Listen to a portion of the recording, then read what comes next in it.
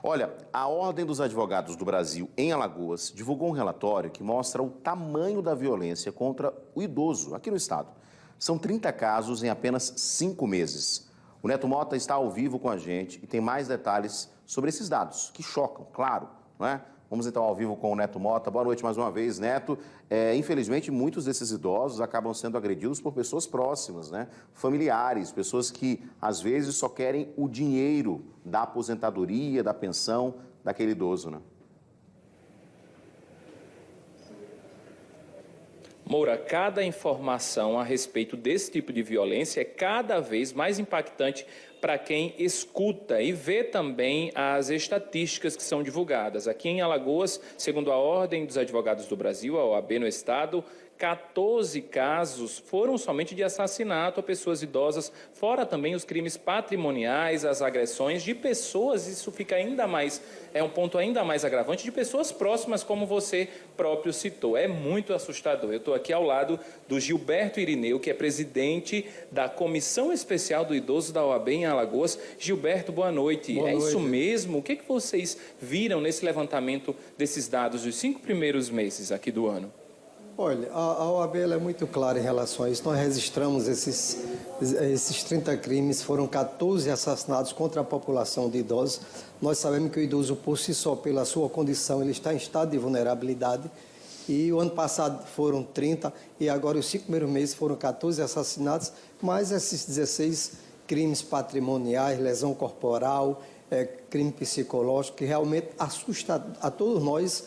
E nesse sentido, como estamos num mês, eu diria, de conscientização das violações de direitos contra os idosos, é interessante que as comunidades aí da Vila Brejal, aí da Grota da Alegria, Chã da Jaqueira, aqui no Bebedouro mesmo, elas fiquem atentas a isso, aos vizinhos, às comunidades, para denunciar. Não denunciar é crime, esse conjunto de assassinatos praticados contra a população de idosos. Por exemplo, o senhor Natanael, aqui mesmo, eu diria, em Água Branca, foi morta a paulada de 85 anos. Dona Maria das Neves, em Taquarena, 67 anos, foi morta, roubo seguido de morte, aqui no Rio Largo, né? Aquela na favela do Rolo, 88 anos, o idoso foi morto a pauladas.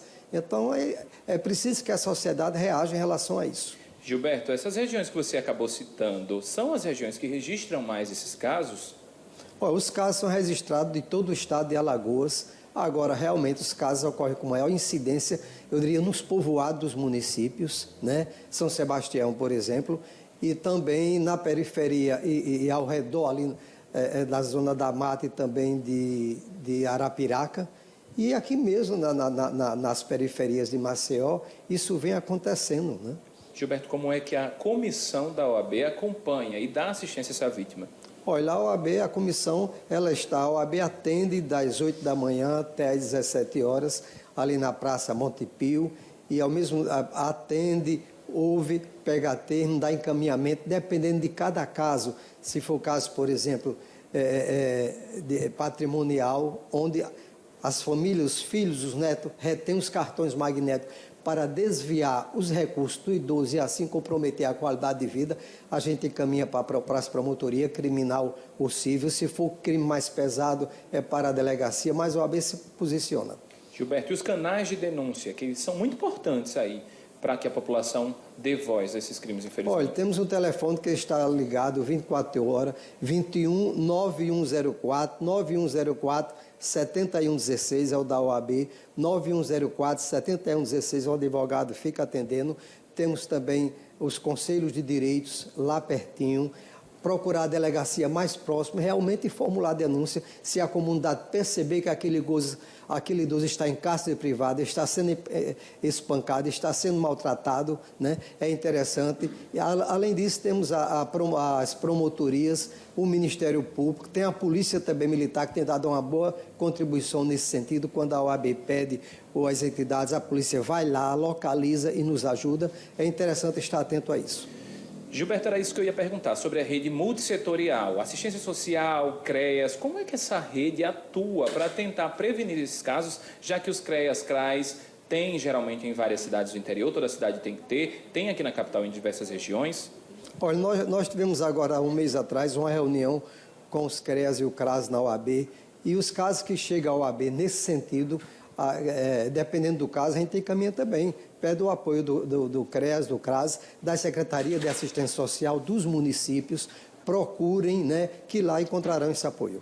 Gilberto, muito obrigado pelas informações aqui na cidade. Moura, e vale ressaltar que essas são as informações repassadas pela Ordem dos Advogados do Brasil e já é uma estatística muito alta. Imagina só, da segurança pública, do mapa da violência, números que eu confesso aqui que estou perplexo diante desse alto número que foi divulgado pela OAB. Volto para você.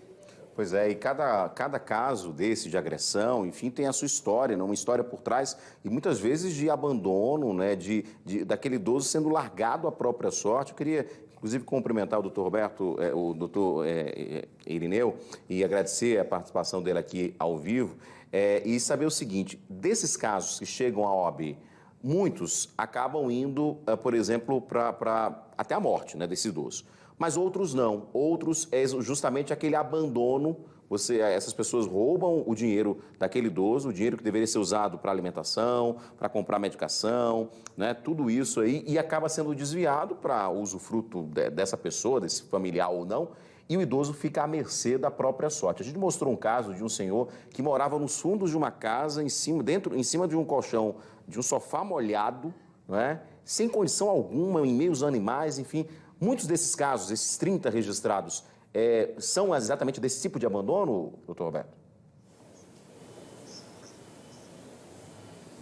Isso mesmo, são crimes patrimoniais, crimes financeiros, e muitas vezes encontram um puxadinho ou uma garagem, deixa o idoso lá isolado, retém o cartão magnético que isso caracteriza crime, é o neto, são os filhos, são os primos, familiares, e ao mesmo tempo desviam esses recursos. Então essa apropriação indébita, essa apropriação indevida, ela é ilícita e ao mesmo tempo caracteriza crime, né? De 6 meses a 2 anos de reclusão, conforme o Estatuto do Idoso. E outro crime nesse sentido também é desviar mesmo o patrimônio, os proventos, os recursos desse idoso, comprometendo a qualidade de vida e a saúde do próprio idoso. Isso é verdade. Muito obrigado, doutor Gilberto Irineu, pela participação ao vivo. Obrigado, Neto, também pela participação. E fica o alerta exatamente para você que nos acompanha. Caso você saiba de alguma situação como essa, de repente tem um vizinho que é idoso e que está abandonado na própria sorte. Esse era o exemplo que eu tinha dado. A gente lembra o nome dele? Não, daquele senhor. Ele foi resgatado, inclusive.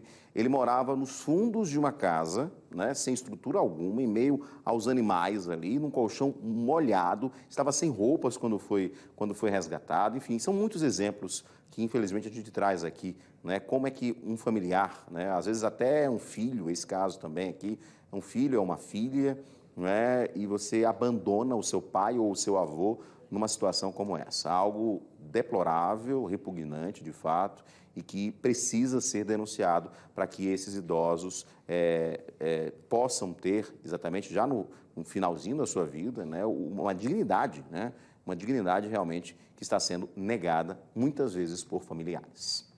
Importante denunciar.